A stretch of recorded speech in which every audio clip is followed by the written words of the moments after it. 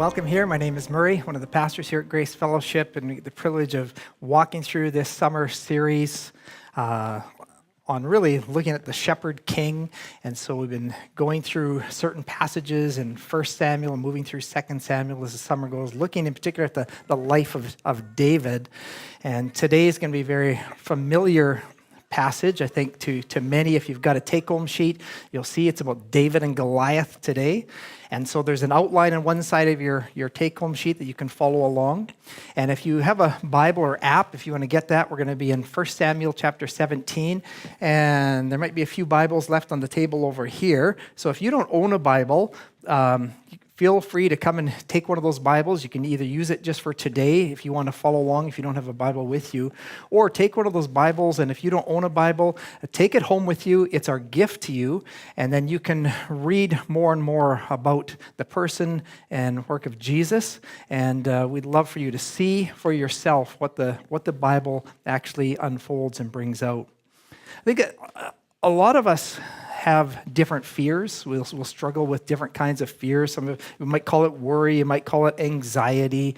But there's all kinds of fears. There's all kinds of phobias and things. There's the fear of public speaking, the fear of being judged. And there's all kinds of phobias. New phobias are even being written. In fact, you can Google some of these. It's pretty crazy. These are the usual ones like fear of flying and fear of heights and fear of the icky things like spiders and snakes and things. But there's new phobias now. You can find out there's phobia of being without cell service. And I can't remember the name of it, but there's an actual name to that phobia, or being apart from your cell phone. So there's all kinds of phobias, but when you have fear and anxiety, what can happen is it can actually cause you to lose sight of hope. And you can start imagining always the worst case scenarios as you consider the future. And that'll rob you of your joy today. Because if you have a heart that's gripped with fear and anxiety, that's going to impact your decisions. It might even impact you from making decisions. Maybe you won't even be able to make a decision because of fear, or else you'll be afraid of taking risks, anything that's a risky decision for sure. Fear can impact your relationships, especially because when you are anxious, often you are just emotions are just under the surface there because of your anxiety and your surface, so you're ready always to just explode. And anytime you've got all these emotions and this anxiety, you can end up overreacting, which then just exhausts the people who are around you because they're trying to walk on eggshells around you. But fear really does come in all kinds of forms and shapes and sizes. And it really ends up binding you with this sort of self-centered focus. You get self-absorbed when fear really strikes. Now, I have read that fear not is the most frequent command in the Bible. And I think that's got to be because fear is something that we all deal with, whether that's fear of failure, fear of being bold because of what others might think, anxiety, maybe regarding a financial situation or how that's going, anxiety regarding relationships, or maybe a health issue or getting hurt, or maybe even the fear of death. But you can put on a brave face on the outside, but inside, that sometimes is a different story. So whatever your need of courage to step out in faith, whether it's to speak up and maybe confront someone, telling the truth they need to hear, or maybe it's standing up to your boss who's asking you to do something unethical, maybe it's just to bear witness of Jesus. But where does courage to do the right thing come from? So we're going to see if we can learn something about that today from this, one of them, probably the most famous Bible story of all time, the story of David and Goliath. And even on the sports channel, right, you'll get this story referred to on probably about a monthly basis, where they're going to talk about, often in reference to a team that maybe is a real underdog and they're going against this real dominant, powerful team. Or sometimes they'll use it as a reminder, don't underestimate the little guy. Or there's all kinds of lessons and things that are drawn from the story of David and Goliath. My grandson and I, this is probably one of our favorite stories. When he's over, we'll often play David and Goliath. Sometimes I'm David with my marshmallow, And sometimes he's David, and sometimes he's Goliath. And so but we enjoy this. But I think often people miss the real story here because they're so familiar with it. And when you're very familiar, sometimes you assume the point. You assume you know what this is all about when that may not actually be the point at all. So let's start then in 1 Samuel chapter 17, beginning at verse 1. Hopefully the scripture will be on the screen as well to follow along too, if it's a dark spot where you're at and you can't see the words of your Bible. Now the Philistines gathered their armies for battle, and they were gathered at Soko, which belongs to Judah, and encamped between Soko and Azekah in Ephesdammim. So first we got to figure out, who are the Philistines? Well, the Philistines were a group of people who were living in the land of Canaan, there in the Middle East. They weren't supposed to be there, but they were very strong. They were very technologically advanced as a people. They were the first civilization to actually work with bronze and iron, which definitely gave them some superior weaponry. They controlled the three major cities that were along the most popular trade route through the center of the world at that time. Those cities were Gezer, Megiddo, and Hazar. And though most of the nations in that day were intimidated by the Philistines because of their technology, because of their weaponry, God was not. He created metal. Yeah. Verse 2.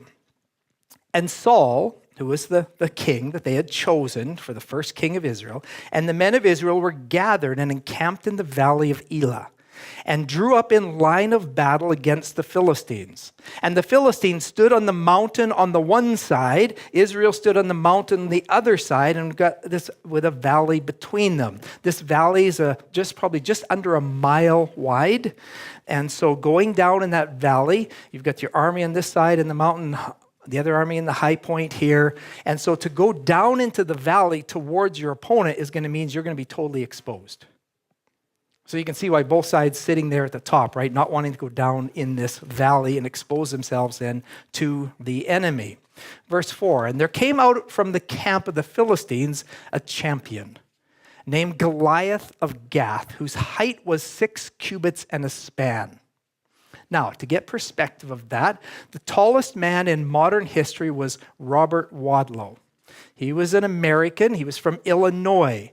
In 1940, the last time he was measured, just not long before his death, he was 8 feet 11.1 inches. So that's pretty much the height of Goliath of Gath. Do we have a picture of Robert? There we do. So that'll give you a little perspective.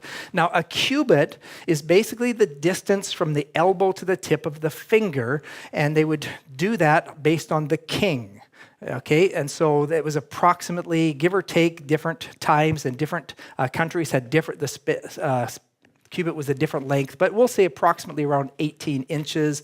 And then the span is the width of the king's hand, really from thumb then to pinky, and so that would be the span.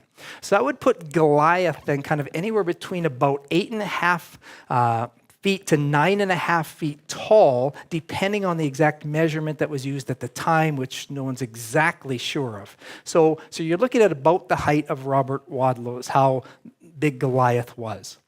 Then in verse 5, it says, he, that's Goliath, had a helmet of bronze on his head, and he was armed with a coat of mail. It's not a bunch of postcards or envelopes, right? That's actually metal meshing, okay? It's armor then in rings that then allowed flexibility of movement. It says, and the weight of the coat was 5,000 shekels of bronze. And he had a bronze armor on his legs and a javelin of bronze slung between his shoulders. You notice how often bronze is used, right? Because it's trying to show that is the first nation that's using then bronze in their weaponry so they can actually become sharper.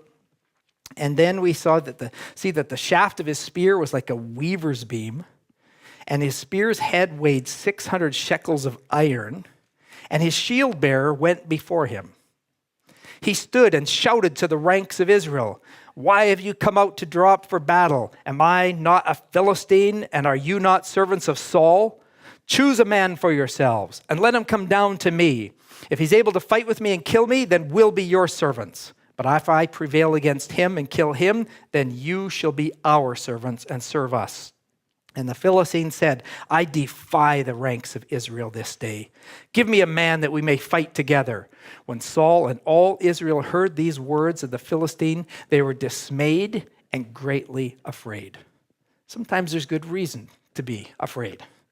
Good reasons for fear. So here we see that Goliath is calling them to a representative battle. So why have most of the people die in battle? Each just choose your best, your champion. Your champion will then represent the nation.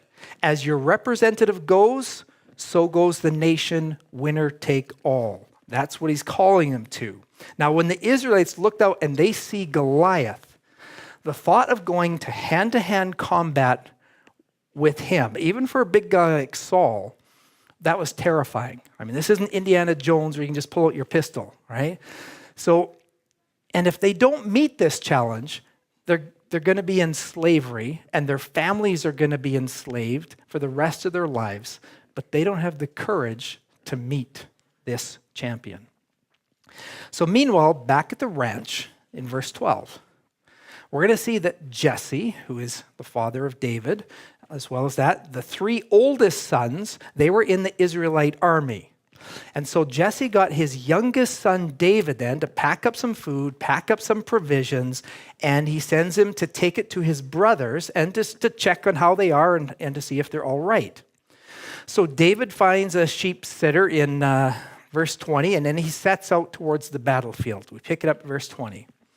"And David rose early in the morning and left the sheep with a keeper, and took the provisions and went as Jesse, his dad, had commanded him. And he came to the encampment as the host was going out to the battle line, shouting the war cry." So when you have David now, he's getting there. It's not so much of a battle at this point. It's more a war of words, right? It's just a lot of trash talking's going on. You've got the two armies. They're lining up on each side of the valley, kind of like a junior high dance, where all the girls are lined up one side and the guys on the other, and they're just staring at each other across the valley of the gym. And then each side, it tells us, is giving their war cry. And so here they are. Their Israelites are lined up on one side and Philistines on the other, with this valley almost a mile across between them two. And so you got Israel, and they're giving their cry, right? Their team cheer, kind of like, the All Blacks rugby team. What's the haka? Is that what it is? I don't know how you say it. Can anyone demonstrate that one? What's it? Grim can do the haka, yeah. I don't know how they do it. They got that whole thing going on there before the rugby game, if you've been to New Zealand or if you've seen that. And then you got the Philistines on the other side. They're responding with their cry, right? Their war cry, right? "We're the Philistines, tried and true. We've got Goliath. How about you?" And Israel good point. We're going back to our tents now, right? So there was the war cries. Well, verse 21.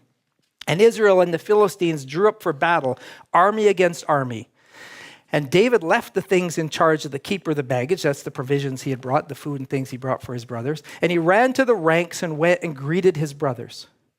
And he talked with them, and behold, the champion, the Philistine of Gath, Goliath by name, came up out of the ranks of the Philistines and spoke the same words as before, and David heard him. And all the men of Israel, when they saw the man," that's Goliath, "they fled from him and were much afraid." So I assume they go back to their tents to change their loincloths. And so they're there. So now, where is Saul, the king, their champion? Because if you remember in chapter 8, when they wanted a king, one of the reasons they specifically wanted a king was to fight our battles for us. It said in 1 Samuel 8:20. But maybe he's in his tent still putting his finishes on his papier-mâché monument that he's building to himself that we saw in chapter 15, but he's not ready to go out. Verse 25. "And the men of Israel said, 'Have you seen this man who's come up? Surely he's come up to defy Israel. And the king will enrich the man who kills him with great riches, and will give him his daughter and make his father's house free in Israel.' David said to the men who stood by him, What shall be done for the man who kills this Philistine and takes away the reproach from Israel?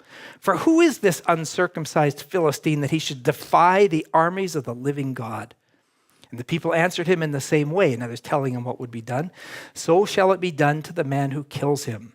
So verse 26, we see David's got these two questions. What's the reward for the guy who actually takes care of this? And then secondly, who's this loser who's trash talking the armies of the living God? And so we learn that there's some serious loot being offered to the guy who can defeat Goliath. The king will make you rich, first of all. You get to have the king's beautiful daughter. You get to become the king's son-in-law. And your family gets to be free, which means no more taxes for the rest of your life. And so, of course, there's one caveat to all this booty, and that's he's got to win. Because if you're dead, none of those rewards really mean a lot. But what's interesting to me is that David just assumes victory. Like he just assumes whoever's going to fight Goliath is going to win, no matter who it is, because God has promised Israel victory over the Philistines. So it's in David's mind, I think, is why is no one else believing the promises? Verse 28, now Eliab, his eldest brother, heard when he spoke to the men. And Eliab's anger was kindled against David. Because you see, fear actually often manifests itself in anger. Somebody who's often very easily angered, it's really that fear that's coming out in that way. And he said, this is Eliab, why have you come down? And with whom have you left those few sheep in the wilderness? In other words, know your place, you shepherd boy, you. I know your presumption and the evil of your heart, for you've come down to see the battle.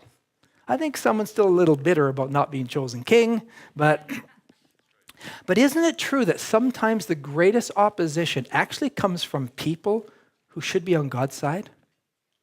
I mean, Goliath is big enough as he is. Then you've got a bunch of supposed believers accusing you, misjudging your heart motives. And here you've got the anointed king's brothers, and they just reject him, and they definitely do not consider him their king. Sound like any other king you know whose own brothers rejected him? Now, which do you think insulted God more? Goliath's blasphemous insults of God, or Israel's blasphemous heart of unbelief, which refused to believe God? Because unbelief is a big deal. In verse 29, David says, what have I done now? Was it not but a word? In other words, what did I do besides speak the truth? Just spoke the truth. Verse 30, and he turned away from him toward another and spoke in the same way. And the people answered him again as before. When the words that David spoke were heard, they repeated them before Saul, and he sent for him. And David said to Saul, let no man's heart fail because of him, meaning Goliath. Your servant will go and fight with this Philistine. It's almost like you can't believe that someone else hasn't already stepped up, because look at all the rewards, look at all this, and God has promised. And Saul said to David, you're not able to go against this Philistine to fight with him, for you're but a youth, and he's been a man of war from his youth. In other words, he's been a fighting man since before you were born. And now you had to be 20 to be in the Israeli army. And so with the three older brothers of David being in the army, we can just presume and assume that he's just a very young teen at this time. So David's just a very young teen. Verse 34, but David said to Saul, your servant used to keep sheep for his father. Yeah, that was this morning. And then there came a lion or a bear and took a lamb from the flock. I went after him and struck him and delivered it out of his mouth. And if he arose against me, I caught him by his beard and struck him and killed him. Your servant has struck down both lions and bears, and this uncircumcised Philistine shall be like one of them. For he's defied the armies of the living God. Now, where did David get this courage? He got it in the pasture. He got it in the pasture. We talked about that last week. If you want, you can catch the message at graceask.com and catch up on that one as well. But he just got it serving in the ordinary moments of life. See, real courage, real character is never learned in the moment on the battlefield. It's always learned in the pasture. So don't despise your time in the pasture. And he also learned it in times of suffering and trouble. And that's where David got to experience the faithfulness of God, even as he had to face lions or bears or whatever in his job as a shepherd. Verse 37, and David said, "The Lord who delivered me from the paw of the lion and from the paw of the bear will deliver me from the hand of this Philistine." And Saul said to David, "Go, and the Lord be with you." No one else is going to go. So then what happens is Saul then tries to clothe David with his armor. But if you remember, Saul was head and shoulders above the average, and David's still just a youth. So that's not very helpful. And the scripture says, and besides, the armor was not tested, which means it still had the price tags on it. Okay, so it was all stiff. It was not broken in. Then in verse 40, it says, then he, that's David, took his staff in his hand and chose 5 smooth stones from the brook and put them in his shepherd's pouch. His sling was in his hand, and he approached the Philistine. And the Philistine moved forward and came near to David with his shield bearer in front of him. And when the Philistine looked and saw David, he disdained him, for he was but a youth, ruddy and handsome in appearance. He sent me some pretty boy, out here. The one with the nice eyes.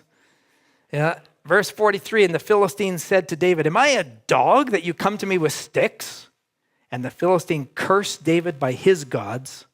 The Philistine said to David, "Come to me, and I'll give your flesh to the birds of the air and to the beasts of the field." Then David said to the Philistine, "You come to me with a sword and with a spear and with a javelin, but I come to you in the name of the Lord of hosts, the God of the armies of Israel, whom you have defied.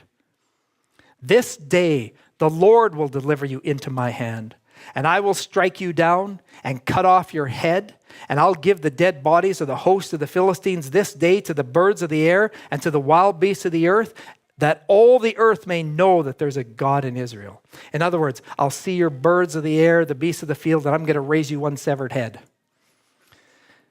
And so we see he does this so that all the earth, the whole world would know.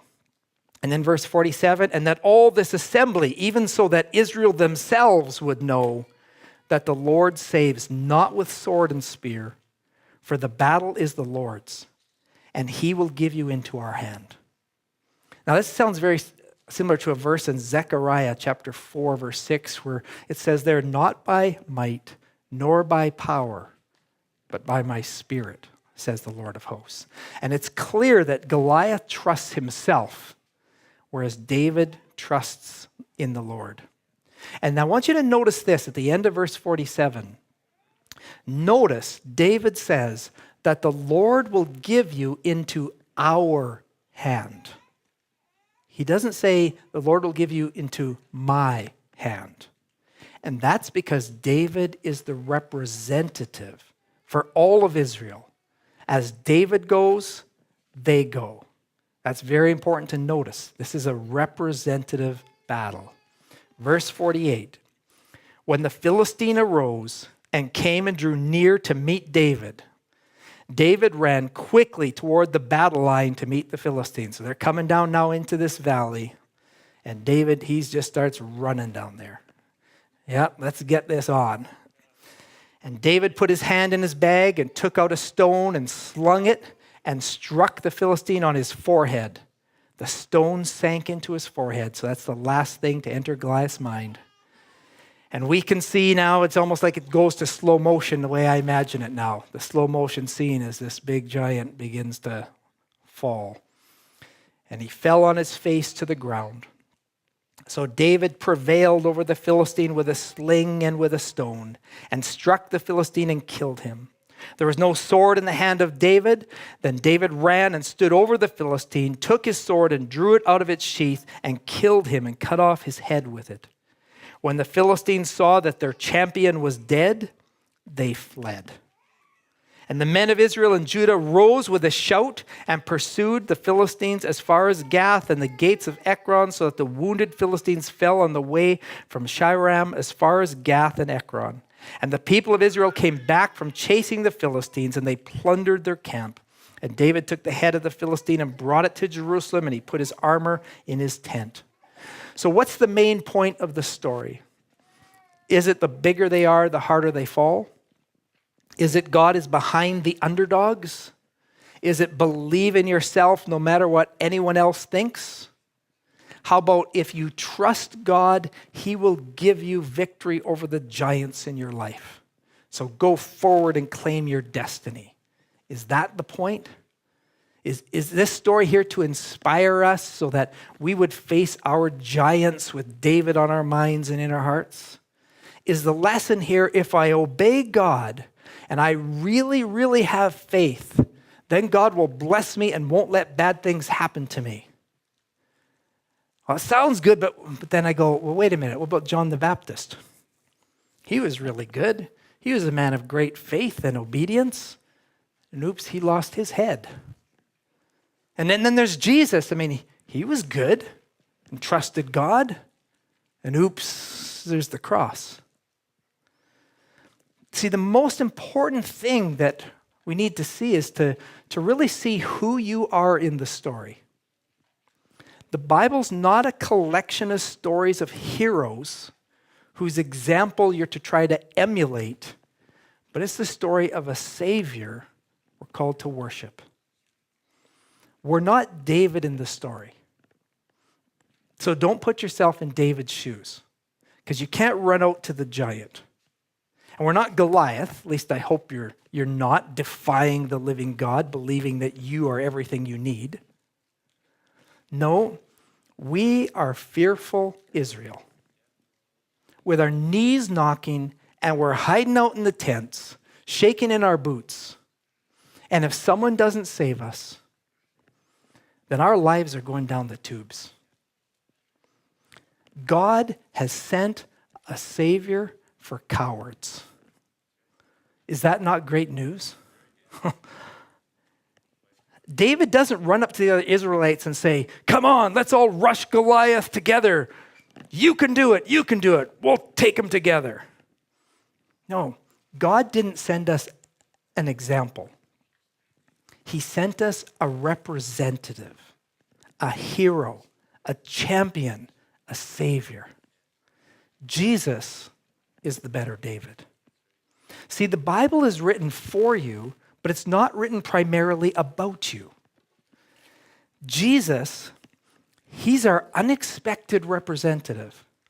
He's a shepherd who came, he was sent from his Father into human history when we weren't looking for him. And he walked out into that valley of death in weakness all alone, and he conquered the giant all by himself. He fought the giant on our behalf. We just stood on the sidelines, right? Back in the tents, shaking in our boots. We did nothing to help him. Jesus was opposed by his brothers. He was abandoned by all his disciples at the moment of the decisive battle. And like David, Jesus was rejected by the very ones he came to save. Jesus was the only one who really believed the promises of God and really knew his Father. He knew his Father's character. He knew God. Jesus won the victory on our behalf that we get to share in, even though we didn't lift a finger to help him. The real giant in our lives, the real Goliath, was our alienation from God, the penalty that we owed for our sin. See, mankind's greatest and most fundamental problem, the problem behind all our other problems, is our separation from God. And there was nothing that any one of us could do about it. And we didn't want to do anything about it. There was something that you and I could never overcome, something that we just stood helpless and hopeless in front of, God's judgment. And we were headed hopelessly to hell. And Jesus came to earth. He lived the life we were supposed to have lived as our representative. And then he died as our representative, the death that we had been condemned to die. And he took into himself the full penalty for our sin. Jesus did for us what we could never have done for ourselves. And then in honor to God and his glory, Jesus entered the valley of death, because greater than the size of the enemy was his love for you. And here's what's extraordinary. I mean, David, he escaped that battle, with the sling there. He didn't have one scar on his body, but not Jesus. Jesus knew that if he was to win on your behalf, if he was to be our perfect mediator, it would cost him everything. And the Bible teaches us that the righteous wrath of God was racing toward us like this massive tidal wave. And there is nowhere to run, and death is certain, and Jesus comes in and he steps in its path. And he swallowed up every ounce into himself. As one theologian said, he drank the cup of God's wrath to its bitter dregs, turned it over, slammed that cup down, and said, "It's finished. It's finished." So because Jesus took the real giant, I don't have to be afraid of all the lesser giants. Once fearful Israel saw that the giant was defeated, at that point their fear was no longer debilitating. They actually run out of their tents into the valley, knowing that the greatest enemy's been overcome. And now they could now do battle in the victory that David had won for them. And in the same way, to the degree that you see Jesus walk into the valley of death for you, you'll be able to say, "Yea, though I walk through the valley of the shadow of death, I'll fear no evil, for I know you are with me."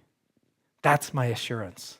So because of David, Jesus, who went into the valley of death as our champion, so that now all those he represented will only go through the valley of the shadow of death. And that's the difference between being hit by a semi-truck or being hit by the shadow of a semi-truck. Which would you prefer?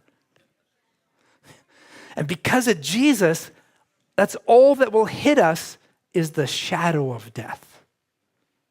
Because he took he took the sting for us. And we have now the approval of God because God is for us.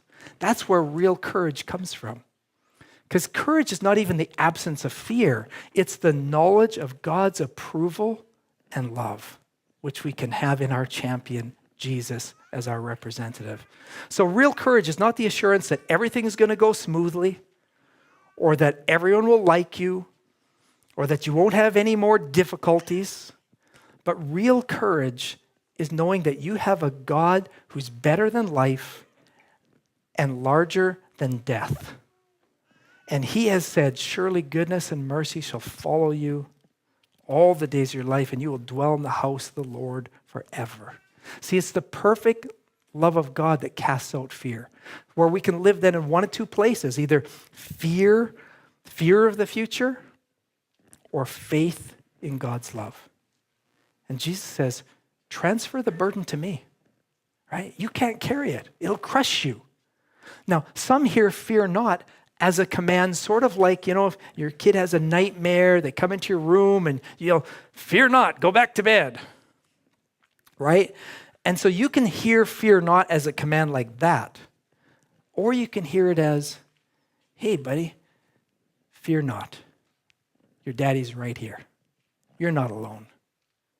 See, this is hearing fear not as an invitation to set your heart and your trust in God. In light of the heart of God, in light of the finished work of Jesus for us, who has defeated our greatest giant, just hear it as an invitation. Don't fear. You're my beloved child. Give me the sling and the rock. The giant's already dead, right? You don't need that. And I'll never leave you or forsake you. and I don't grow weary, and I don't get sick or take a day off. Don't fear. Don't be anxious. I invite you to trust me. I'm your champion. If you're not yet a believer, then I urge you that you would seek him today, because Jesus has fought the battle and he's won the war. And in him, you can be assured of his love, of his peace, of his identity, and indeed of his life. So please don't leave today without talking to me or talking with one of the other believers in Jesus that are here about what it actually means to follow him and what it would mean to be part of his eternal kingdom. Because there's grace for you and there's an invitation to you. So please don't leave without finding out more about this good news of having a representative, Jesus. And if you are a believer, don't just stay shaking in the tent. Come out onto the battlefield now. We can go down into the valley now, right? And if you get nervous and scared again, just look over and see Goliath is dead. Our champion is there supreme.